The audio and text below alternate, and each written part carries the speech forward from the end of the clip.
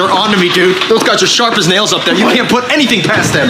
Oh my God, dude, I'm freaking out. I am so stressed out. I feel like I'm having a panic attack. You want to talk about stress? You want to talk about stress? Okay? I've stumbled onto a major company conspiracy, Mac. How about that for stress? What the hell are you talking about? This company is being bled like a stuffed pig, Mac, and I got a paper trail to prove it. Check this out. Take a look at this. Jesus Christ, That right there is the mail. Now let's talk about the mail. Can we talk about the mail, please, Mac? I'm dying to talk about the mail with you all day, okay? Pepe Sylvia. This name keeps coming up over and over again. Every day, Pepe's mail's getting sent back to me. Pepe Sylvia, Pepe Sylvia. I look in the mail. Well, this whole box is Pepe Sylvia. So I say to myself, I gotta find this guy. I gotta go up to his office. I gotta put his mail in the guy's goddamn hands. Otherwise, he's never gonna get it. It's gonna keep coming back down here. So I go up to Pepe's office, and what do I find out, Mac? What do I find out? There is no Pepe Sylvia. The man does not exist, okay? So I decided, oh, shit, buddy, I gotta dig a little deeper. There's no Pepe Sylvia. You gotta be kidding me. I got boxes full of Pepe.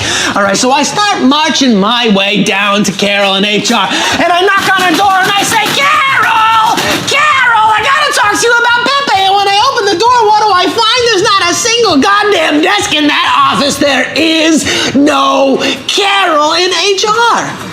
Mac, half the employees in this building have been made up. This office is a goddamn ghost town. Okay, Charlie, I'm gonna have to stop you right there.